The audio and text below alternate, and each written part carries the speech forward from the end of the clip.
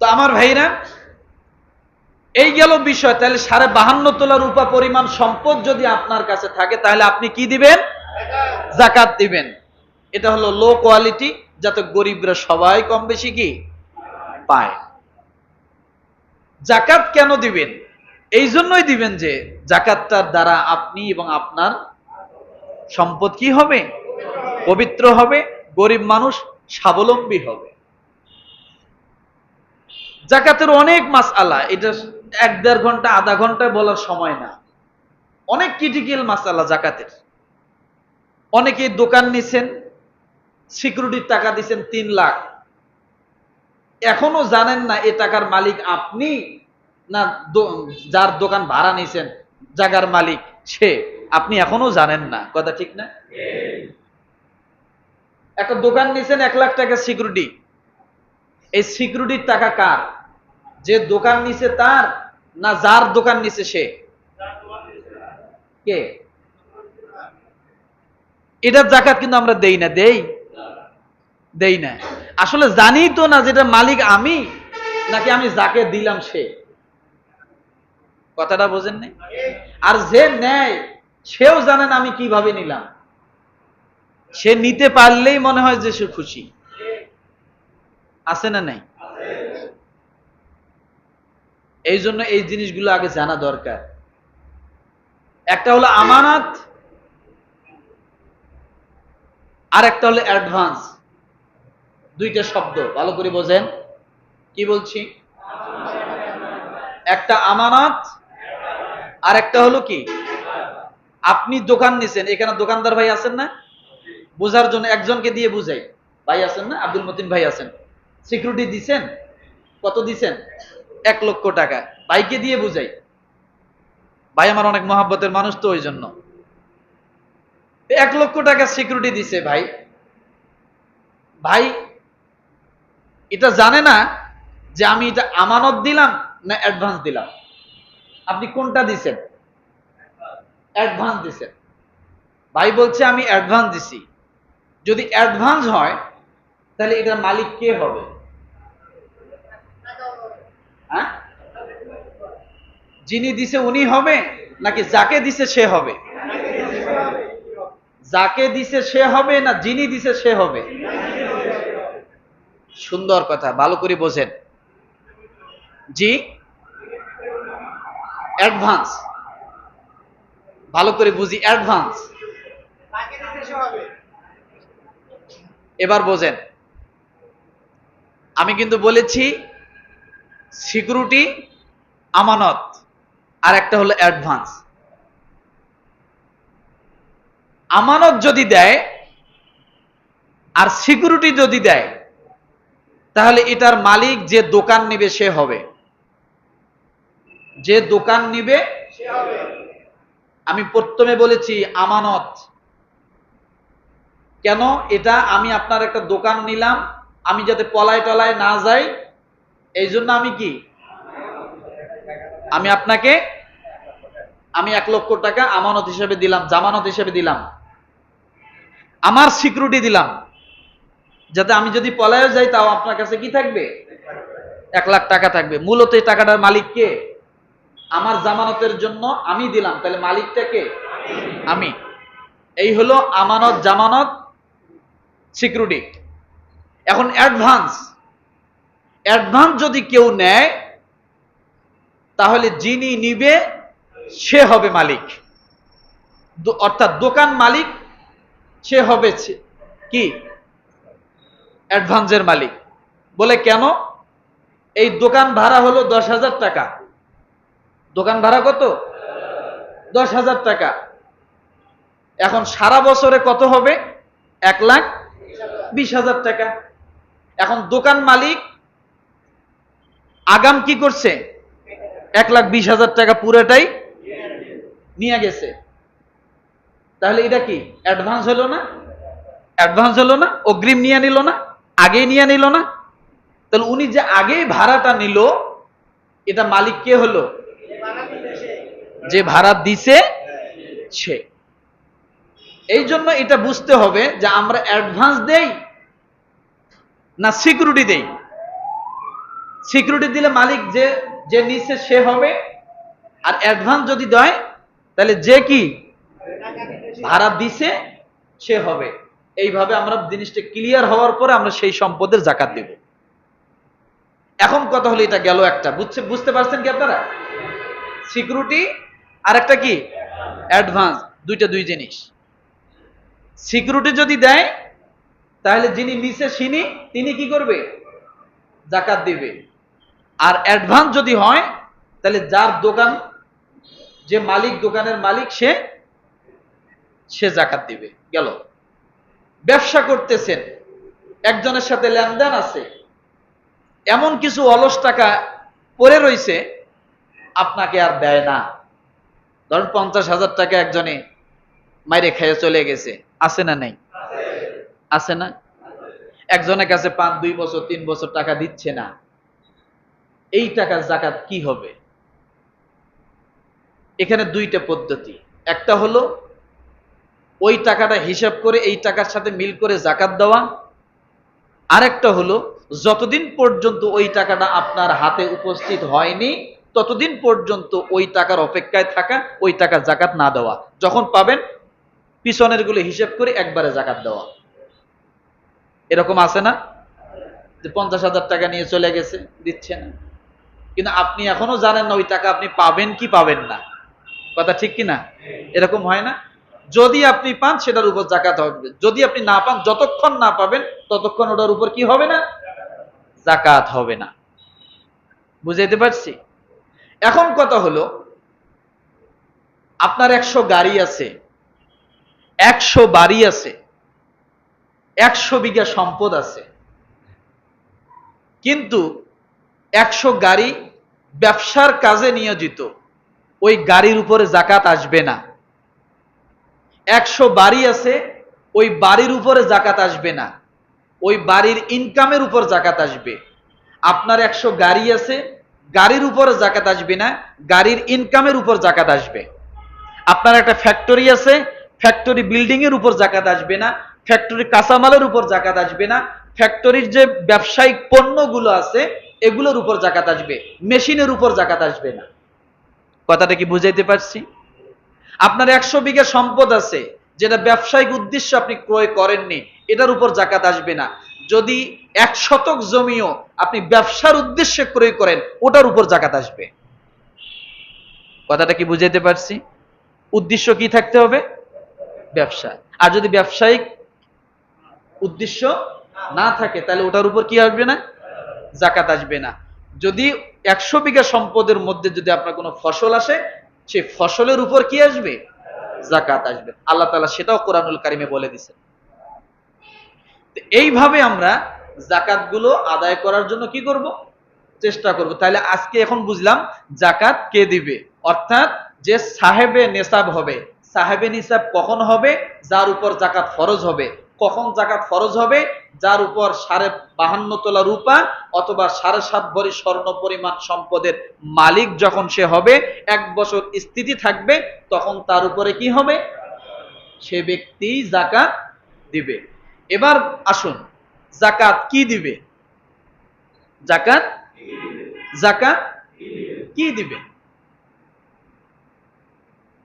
আল্লাহ পাক রব্বুল আলামিন জাকাতের কয়েকটা খাত বলে দিয়েছেন। ফসলের ক্ষেত্রে আল্লাহ জাকাত শব্দ ব্যবহার না করে ওসর শব্দ ব্যবহার করেছেন। কি ব্যবহার করেছেন? ওসর শব্দ ব্যবহার করেছেন।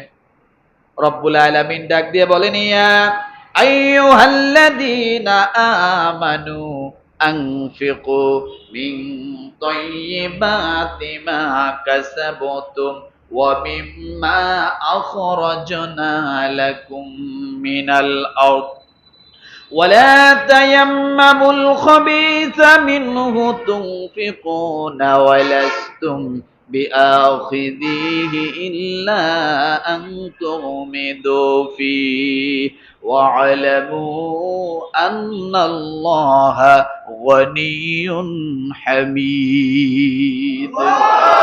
সূরা বাকারা আয়াত নাম্বার 266। কত? কোন সূরা? আপনি জাকাত কি দিবেন? জাকাতের সম্পদ কয়টা? এক নম্বরে ফসল। কি বলেন তো? শস্য ক্ষেত্র, ধান, চাল, গম, যা আসে, জব, এগুলা সব মিলিয়ে ফসল, এটার জাকাত আসে।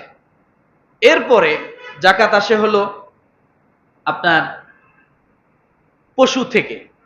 কিসে? পশু। এরপরে আসে তৃতীয় নাম্বারে স্বর্ণরূপা। তৃতীয় নাম্বার কি? চতুর্থ নাম্বারে নগদ অর্থ। কি বলেন তো? নগদ অর্থ। পঞ্চম নাম্বারে ব্যবসায়িক পণ্য। কি বলেন তো? তাহলে এক নাম্বার কি? ফসল। দুই নাম্বার গবাদি পশু। তৃতীয় নাম্বার স্বর্ণরূপা। চতুর্থ নাম্বার নগদ অর্থ, সঞ্চিত অর্থ, টাকা। পঞ্চম নাম্বার ব্যবসায়িক পণ্য। এই 5 জিনিসের উপরে জাকাত ফরজ হয় এবং জাকাত আসে। এগুলোর ভিতর থেকে আপনাকে কি করতে হবে? জাকাত দিতে হবে। আমার ভাইরা, এখন আপনি যদি ফসল থেকে জাকাত দেন, আল্লাহ তাআলা সূরা বাকারার ৬৭ নম্বর আয়াতে বলেন, এই আয়াতের ব্যাখ্যায় আছে যে যদি আপনি তেল খরচ করে স্যালো মেশিন দিয়া পানি দিয়ে আপনি যদি শস্য ফসল ফলান, তাহলে সেখানে 20 মণে 1 মণ। কয় মণে? 20 মণে, 10 মণে আধা মণ, 20 মণে 1 মণ। আর যদি বৃষ্টির পানি দ্বারা আপনি যদি ফসল ফলান আর ফসল যদি হয়, তাহলে 10 মণে 1 মণ, 20 মণে 2 মণ। ইসলাম সহজ না কঠিন?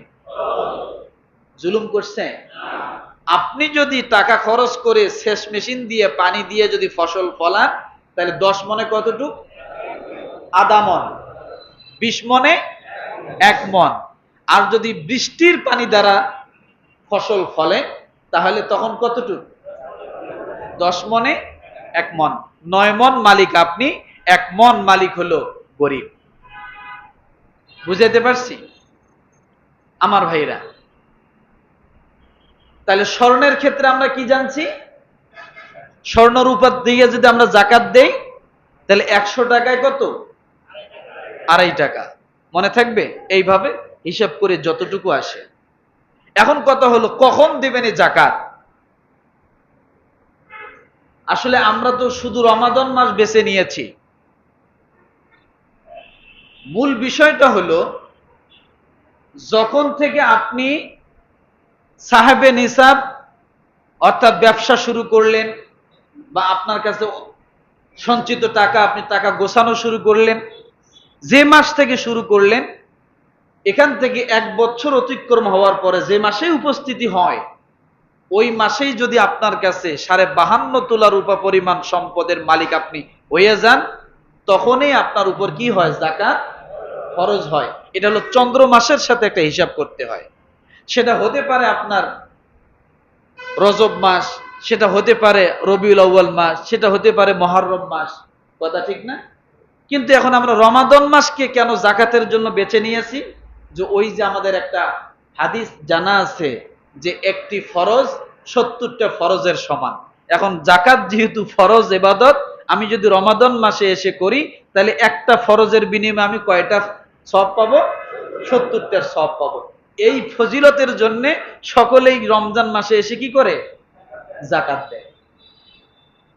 তবে উচিত এবং নিয়ম এটাই, বাস্তবতা, যে আপনি যখনই 1 বছর অতিক্রম হয়েছে, সেটা যে মাসেই হোক না কেন, আপনার উপর যখনই জাকাত ফরজ হয়েছে, তখনই আপনি জাকাত আদায় করবেন। এটাই হক, এটাই বাস্তব, এটাই সত্য। কথাটা কি বুঝাইতে পারছি? আমার ভাইরা,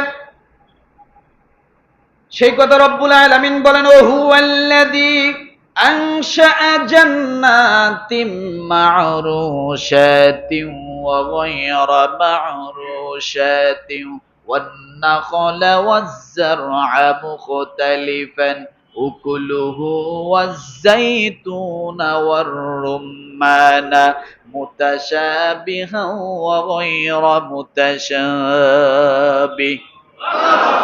সূরা আনআম আয়াত নম্বর 141। কত?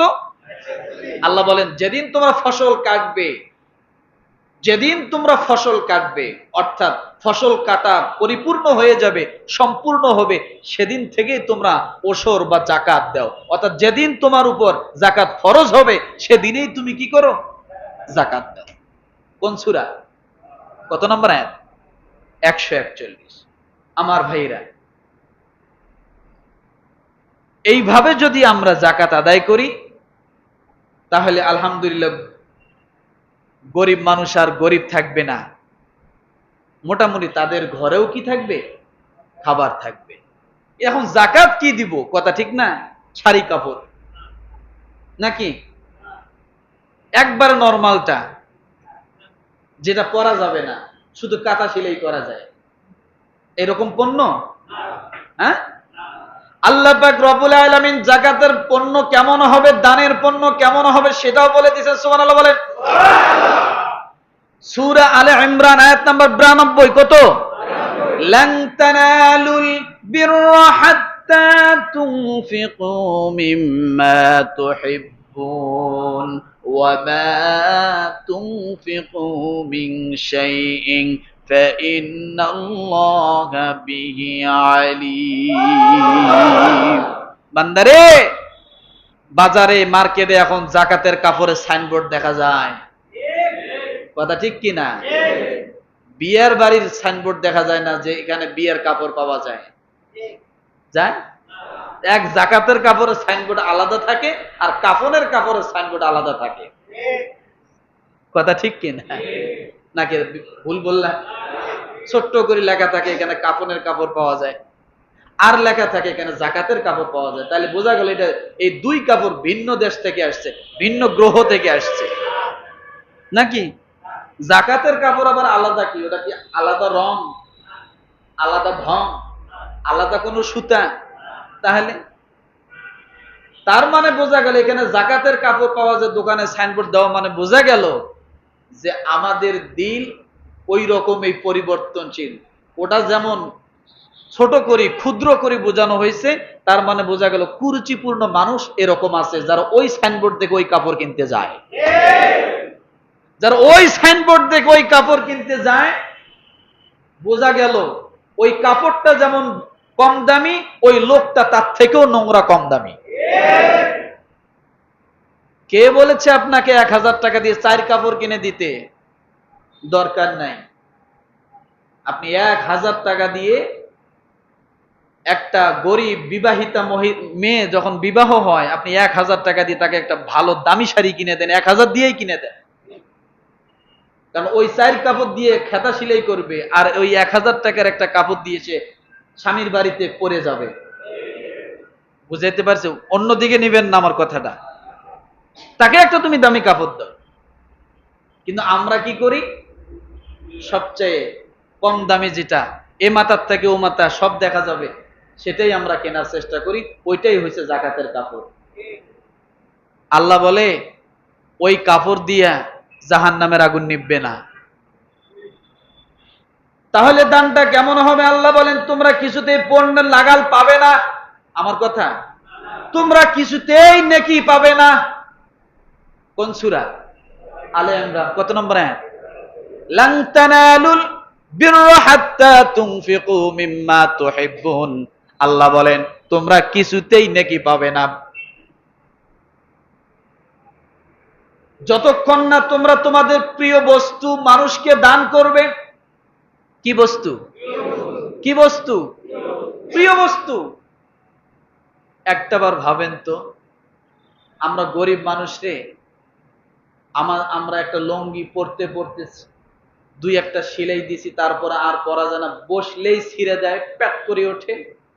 এইরকম একটা লুঙ্গি কারে দেই? কারে দেই? কারে দেই? জামা একটা ছিঁড়ছে, কয়েকটা সেলাই দিয়েছেন, আর পরা যাইতেছে না, ঘর মুছতে একটু কষ্ট হইতেছে, ওই জামাটা কারে দেই? গরিব রে দেই। কথা ঠিক না? আল্লাহ কি সেই কথা বলছে? আল্লাহ বলছে তোমার কাছে যেটা পছন্দ, এটার অর্থ অনেকগুলো, অর্থাৎ তোমার কাছে যেটা গ্রহণযোগ্য, তুমি যেটা পড়তে পারবে সেটাই তুমি গরিবরে দাও, তুমি যেটা খাইতে পারবে সেটাই তুমি গরিবরে দাও, তুমি যেটা খাইতে পারো না সেটা তুমি গরিবকে দিও না। তোমার গলা গরিবের গলা একই গলা, তোমার মুখ গরিবের মুখ একই মুখ, তোমার জিহ্বা যেমন স্বাদ আছে গরিবের জিহ্বা তো স্বাদ আছে, তোমার যেমন দাঁত আছে গরিবেরও দাঁত আছে, তোমার যেমন একটা শখ আহ্লাদ আছে গরিবেরও একটা শখ আহ্লাদ আছে, তোমার যেমন রুচি আছে গরিবেরও রুচি আছে। কথাটা বুঝাইতে পারছি আমি? আল্লাহ বলে তোমার কাছে যেটা প্রিয় তুমি সেটা দাও, কিন্তু আমাদের কাছে যেটা অপ্রিয় ফালায় দেওয়া ঘর মোছা সেটাই আমরা দেই নাকি? আল্লাহ কি বলেছে শুরুতেই? তোমরা কোন নেকি, তাহলে বুঝে রাখেন যদি নেকির উদ্দেশ্যে দেন তাহলে ভালোটাই দিতে হবে। 100 লোকরে দেওয়ার দরকার নাই তো, আপনি 10 জনরে দেন। এবার আপনার 1 লাখ টাকা জাকাত আসছে, আপনি গ্রামের মধ্যে গরিব মানুষ খুঁজে 4 জন বাইর করেন। কয়জন? 4 জন বাইর করেন। 4টে গরিব ছেলের আপনি কাঁচামালের ব্যবসা ধরায় দেন। এই যে আমার জাকাতের টাকা থেকে আসো, তোমার এই গ্রামের মধ্যে আমি 4টা যুবককে এবার কাঁচামালের ব্যবসা ধরায় দেব। বলেন তো, ও যে কাঁচামালের ব্যবসা 25,000 টাকা করে দিয়ে ধরায় দিলেন, ওকে আগামী বছর আপনার কাছে এসে হাত পাতবে আমার জাকাত দাও? পাতবে না। এবার আপনি ইরাদা করেন যে আমার 1 লাখ টাকা জাকাত আসছে, আমি 1 লক্ষ টাকা দিয়ে একজন একটা অটো কিনে দেব। অন্তত গ্রাম থেকে এই অটো যে চালাবে একটা ছেলে, একটা গরিব কি হবে? স্বাবলম্বী হবে। ও একাই স্বাবলম্বী না, ওই অটো চালায়া যে ইনকাম করবে, ও 2টা বাচ্চাকে লেখাপড়া করাবে, বাবা মাকে খাওয়াবে, নিজে খাবে, স্ত্রী খাবে, পুরো পরিবারটা সুন্দর চলবে। কিন্তু আপনি তা করলেন না, না করে কি করলেন? 1 লক্ষ টাকা 100 জনরে আপনি 1000 করে দিলেন। ও নিয়ে যায় একটা বিড়ির প্যাকেট কিনে খাওয়া শুরু করে দিল, যা আছে কপালে। রাগ করলেন মনে হয়? ও জানে এই 1000 টাকা দিয়ে কিছু হবে না, বেশি বেশি 1 কেজি গোস্ত হবে। ওই 1 কেজি বাড়ি যাওয়ার সময় 1 কেজি গোস্ত, বউ জিগে গোস্ত কই পেলে, কই পাইছি 1000, এক জায়গাতে 1000 টাকা পাইছি, গোস্ত আনি খেলে। ও খাইয়া শেষ, হজম হইতে 3 ঘন্টা লাগবে। এরপরে বাথরুম যাবে ক্লিয়ার, আর নাই জাকাত। কথা ঠিক না? আপনি এটাই চিন্তা করুন, আপনার 25,000 টাকা এই বছর জাকাত আসছে, আপনি 2টা গরিব ছেলেকে ছোট ব্যবসা ধরায় দেন যে কিছু করতে পারতেছি না, 10,000 করে 2 জনরে দিয়ে 2টা ছোট ছোট ব্যবসা ধরা যায়। একটা পানের ব্যবসা ধরায় দেন না, সারাদিন পান বিক্রি করে দেখবেন যে আল্লাহর রহমতে ও সংসার চালাবে। একটা বাদামের ব্যবসা ধরায় দেন, বেশি পুঁজি লাগে না তো? লাগে। কয়টা আপেল মানে কয়টা পেয়ারা কিনে তাকে একটা ব্যবসা ধরায় দেন, দেখবেন ওই 500 টাকার পেয়ারা দিয়ে সে সারাদিন আরো 500 টাকা ইনকাম করবে, সে একটা পরিবার চালাবে।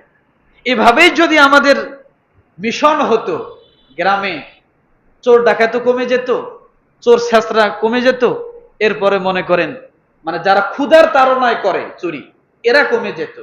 অভ্যাসগত যারা চুরি করে এরা কেয়ামত হলেও কমবে না। ওরা চিন্তা করে কেয়ামতের দিনও কোনোভাবে কিছু করা যায় কিনা। কথা বোঝেন না? রাগ করলেন? সব বুঝলাম, এখন দিবেন কাদেরকে? 8 শ্রেণীর লোককে। কয় শ্রেণী? কথা বলেন। এটাও আল্লাহ তাআলা কোরআনুল কারিমে বলে দিয়েছে। 2-4 মিনিট একটু বেশি হলে কষ্ট হবে নাকি? হ্যাঁ, শেষ করে দিচ্ছি। আল্লাহ পাক রব্বুল আলামিন বলেন, এবার যাকাত কাকে দিবেন দেখেন। রব্বুল আলামিন 5 নম্বর অধ্যায় বলেন, ইন্নামাস সাদাকাতু লিল ফুকারাই ওয়াল মাসাকিনি ওয়াল আমিলিনা আলাইহা ওয়াল মুআল্লাফাতি কুলুবুহুম ওয়া ফির রিকাব ওয়াল গারিমিনা ওয়া ফি সাবিলিল্লাহি ওয়া ইবনিস সাবিল ফরিদাতাম মিনাল্লাহ ওয়াল্লাহু আলিমুন হাকীম। এবার ভালো করে বোঝেন, এই যাকাতের টাকা তো এখন মালিক হইছেন কি? যাকাত দেওয়ার মতো আছেন কি এখানে? এখন কাদেরকে দিবেন? জায়গা বে জায়গায় দিলে আবার হবে না। একজন আয় খালি হাত পাতলেন আর দিলেন, হবে না, বুঝতে হবে এটা ফরজ ইবাদত। ফরজ ইবাদত যেমন যেখানে সেখানে পড়লেই হয় না, বিশেষ কিছু জায়গায় পড়লে বিশেষ কিছু গুরুত্ব বেশি হয়। মসজিদে জামাতের সাথে পড়লে যেমন 25 রাকাতের সব এক রাকাতে হয়, ঠিক জাকাতটা যেমন ফরজ, জাগা মতো যদি আপনি দেন ওই রকম 25 বার জাকাত দেওয়ার মতোই সওয়াব হবে। সেটারও একটা বিধান আছে, আছে কি নাই? হুকুমটা যেমন বড়, যাকে দিবেন ওর গুরুত্বটাও ওই রকম হইতে হবে। কথাটা কি বুঝাইতে পারছি? কয়টা খান? কয়টা? সূরা তাওবা আয়াত নাম্বার 60। কত? রব্বুল আলামিন বলেন, ইন্নামাস সাদাকাতু লিল ফুকারা, যারা ফকির, যারা কি অসহায়। কি বলেন তো? অসহায়। হয়তো বাড়ি ঘর আছে কিন্তু ইনকামের কোন সোর্স আছে না? ঘর বাড়ি আছে কিন্তু কি নাই? ইনকামের সোর্স নাই। এদেরকে আল্লাহ তাআলা সর্বপ্রথম দিতে বললেন, ফকির যারা, অভাবী যারা। দ্বিতীয় নম্বরে আল্লাহ বলেন ওয়াল মাসাকিন, যারা নিঃস্ব। কি বলেন? জোরে বলেন, জোরে। যার ঘরও নাই, বাড়ি নাই, প্ল্যাটফর্মে থাকে। কোথায় থাকে? রাস্তার জায়গায়, সরকারি জায়গায়, খাস জায়গায় বিভিন্ন ভাবে কষ্ট করে থাকে। নদী ভেঙে নিয়ে গেছে, নদীর বাঁধের মধ্যে পলিথিন দিয়া কোন রকম মোড়ায় আছে, স্টেশনের প্ল্যাটফর্মে আছে, রাস্তার সাইডে আছে, জায়গা নাই, বাড়ি নাই। আল্লাহ বলেন এই অসহায় নিঃস্ব মানুষগুলোকে তোমরা যাকাত দিয়া দাও। কয় শ্রেণী পেলাম? ঘর বাড়ি আছে কিন্তু ইনকামের কি নাই? সোর্স নাই। দ্বিতীয় নাম্বার কারে পাইলাম? ঘরও নাই, বাড়িও নাই, ইনকামেরও কোনো সোর্স নাই। তোমরা তাদেরকে দাও। ওয়াল মাসাকিন, নিঃস্ব। একটা হলো অসহায় আর একটা হলো নিঃস্ব। রব্বুল আলামিন তৃতীয় নাম্বার বলেন ওয়াল আমিলিনা আলাইহা, এবং সেই সকল কর্মচারীদের জন্য তাদেরকে তোমরা যাকাত দাও যারা যাকাত বন্টনের কাজের মধ্যে নিয়োজিত, তাদেরকেও তোমরা আগে যাকাত দাও। সুবহানাল্লাহ বলেন। কি বলেন? জোরে বলেন। এখানে একবারে ধনী গরিব অনেক টাকা বেতন পায় এরকম কোনো ব্যাখ্যা করা হয় নাই। ওয়াল আমিলিনা আলাইহা, যারা যাকাত বন্টনের কাজে কি নিয়োজিত, তোমরা তাদেরকেও যাকাতের টাকা কি করো। কেন ভাই? এখানে অর্থের সাথে সম্পর্ক। আপনি যখন তাকে 5 লাখ টাকা তার হাতে 5টা বান্ডিল দিয়ে বললেন যে তুমি গ্রামে গ্রামে গরিব মানুষ দেখে যাকাতগুলা দিও তো, তখন সে চিন্তা করবে এখান থেকে আমি 1 লাখ টাকার একটা বান্ডিল যদি রেখে দিই তাহলে ঈদটা আমার ভালোই কাটবে।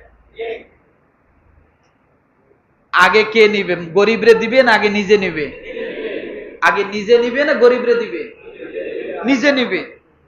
এটা কি বৈধ পন্থায় নিল না অবৈধ পন্থায়?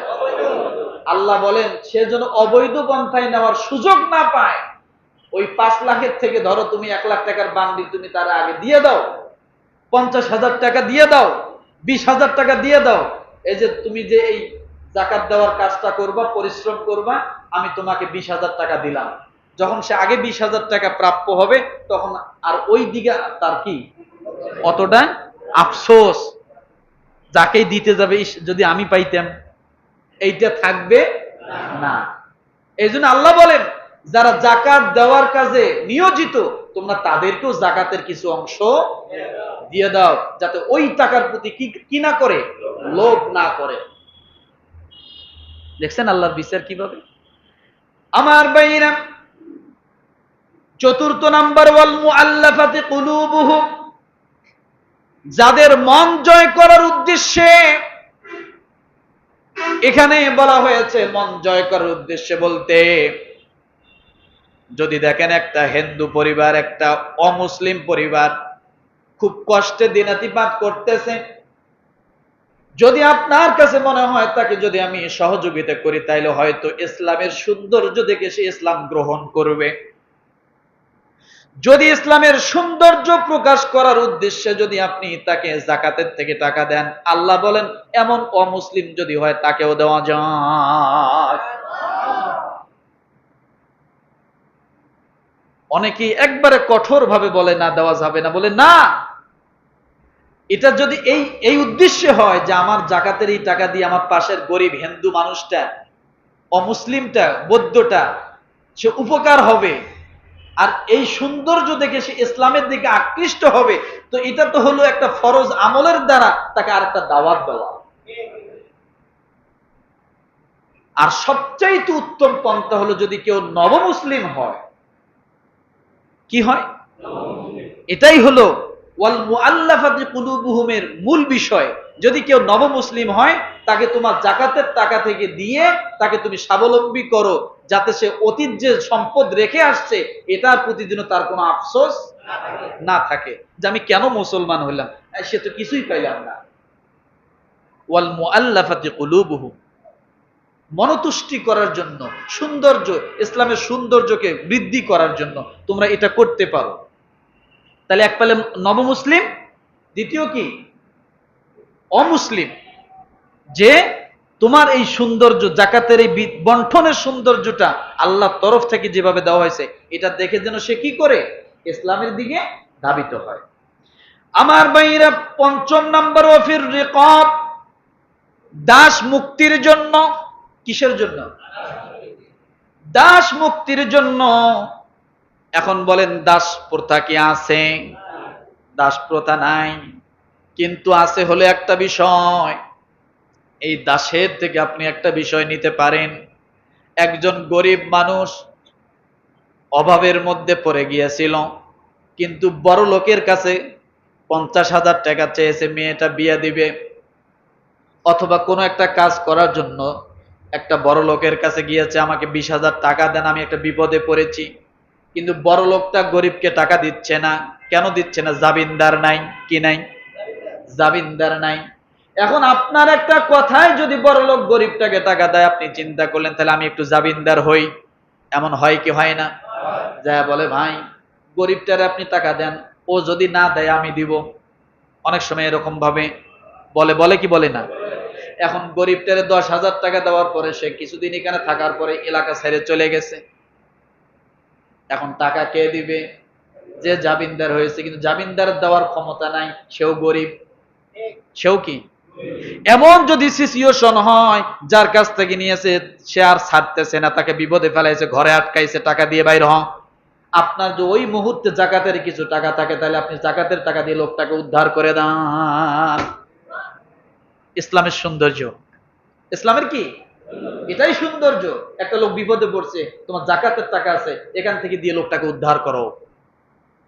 উল্টে যার তার ঘাড়ে পাড়ায় ধরিও না। আমার বাইরে ষষ্ঠ নাম্বার, ওয়াল গারিমিন, ঋণগ্রস্ত।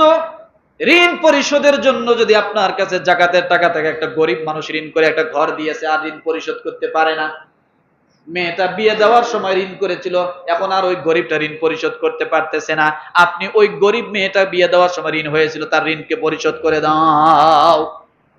আমরা এটা করি না, জাকাত দেই না, কিন্তু 2 লাখ টাকা খরচ করে উমরা যায় প্রতি বছর বছর। আল্লাহ ঠেঙ্গি দিবে। ফরজ জাকাত না দিয়ে উমরায় যাও, বাটপারি করার জায়গা পাও না। তোমার মতো চিডারের হজ আল্লাহ কবুল করবে না।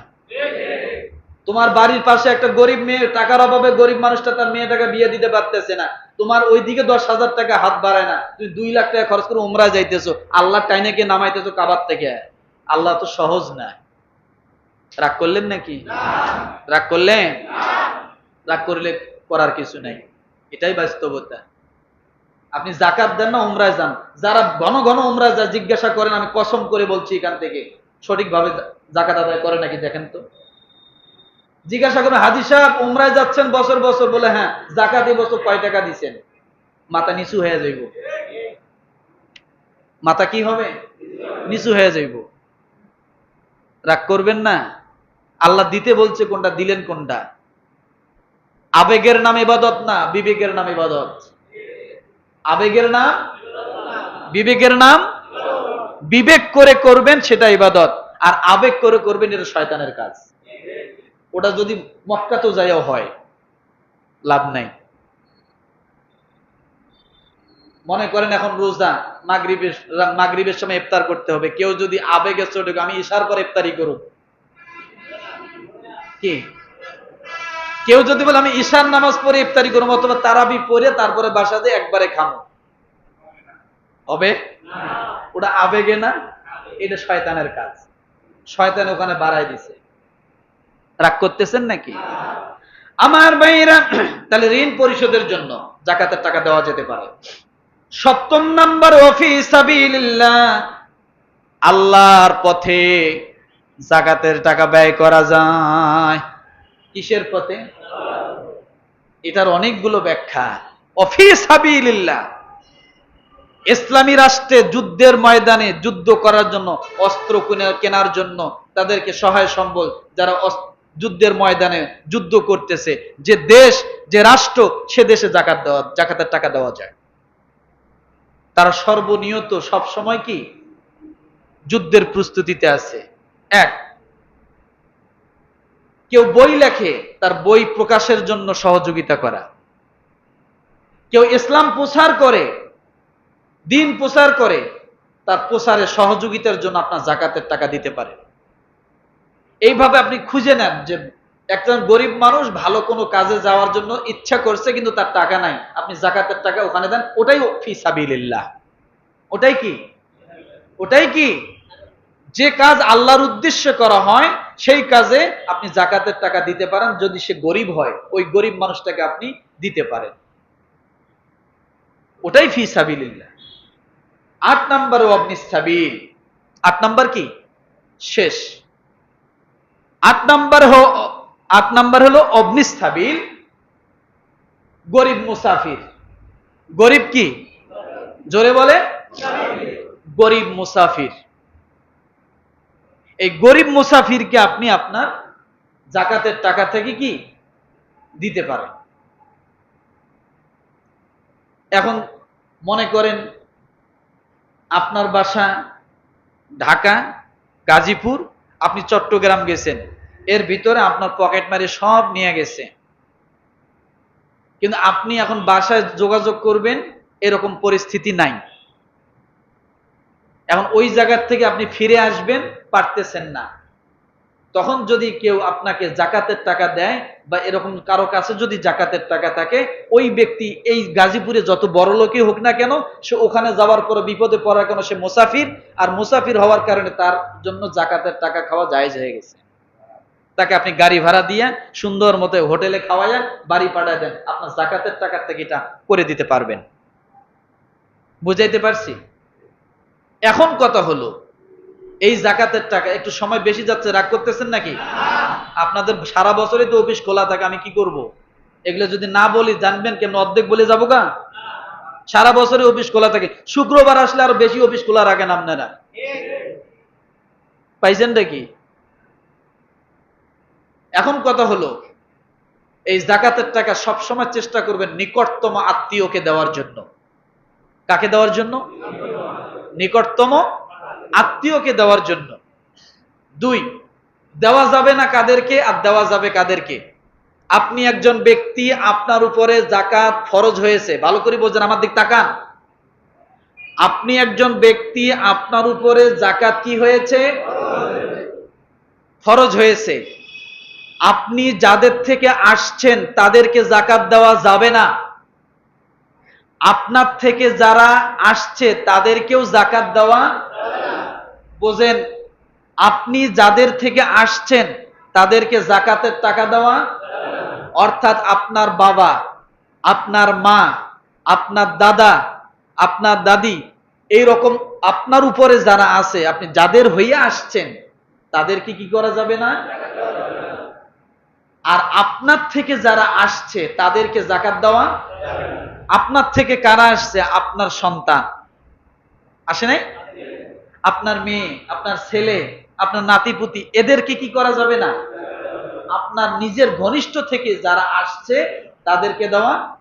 তাহলে আপনি যাদের থেকে আসছেন তাদেরকে, আপনার থেকে যারা আসছে তাদেরকে। এখন ডাইন, এই যে আমার হাত দেখেন, ডাইনে বামে সামনে পিছনে এই সাইড যারা আছে এদেরকে জাকাত দিবেন। এদেরকে, ডাইনে কে? চাচা, ফুবু, খালা, মামা আছে না, ভাই, বোন, এদেরকে আপনি জাকাত দিবেন। এরা আপনার সব কি?